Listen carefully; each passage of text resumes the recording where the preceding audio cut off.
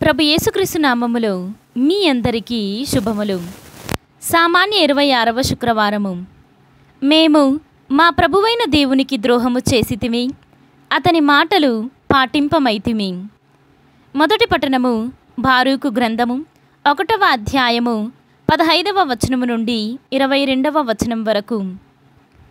మా దేవుడైన యావే నీతిమంతుడు, కానీ మేమిప్పటికీ సిగ్గుతో వెలవెలబోవుచున్నాము.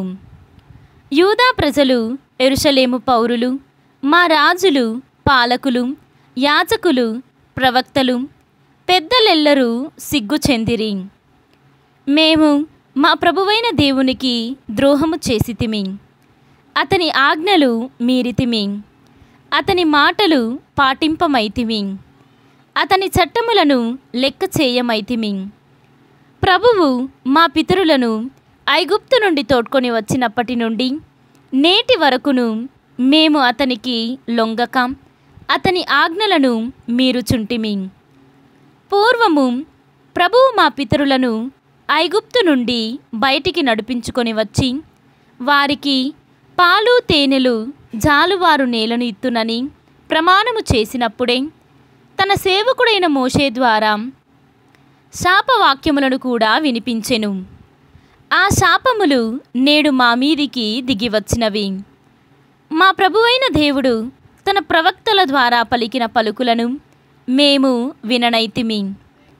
మాలో ప్రతివాడు తన దుష్ట హృదయము చెప్పినట్లు చేసెను. మేము అన్య దైవములను సేవించి ప్రభువు ఒళ్ళని కార్యములు చేసితిమి. ఇది ప్రభువు వాక్కు. సర్వేశ్వరునికి వందనములు. భక్తి కీర్తన. మాకు రక్షకుడైన దేవా, నీ నామకీర్తి కొరకు మమ్ము రక్షింపుము. ఈనాటి సువిశేషము పునీత లూకా గారు వ్రాసిన సువిశేషము 10వ అధ్యాయము 13వ వచనము నుండి 16వ వచనము వరకు. అయ్యో కొరాజీను పురమా, నీకు అనర్థము! అయ్యో బెత్సయిదా పురమా, నీకు అనర్థము! మీ మధ్య చేయబడిన అద్భుత కార్యములు తూరు సిదోను పట్టణములలో చేయబడిన ఎడల ఆ పట్టణవాసులు ఎప్పుడూ పశ్చాత్తాపపడుచు గోనెపట్టలు ధరించి బూడిద పూసుకొని ఉండెడివారే. కాని తీర్పు దినమున మీ గతి కంటే తూరు సిదోనుల గతి ఓర్వదగినదై ఉండును.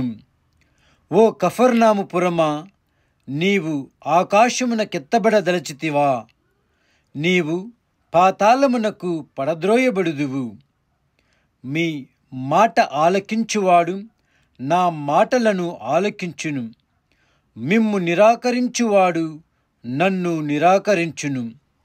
నన్ను నిరాకరించువాడు నన్ను పంపిన వానిని నిరాకరించును అని పలికెను. ఇది క్రీస్తు సువిశేషము. క్రీస్తువా, మీకు స్తుతి కలుగునుగాక.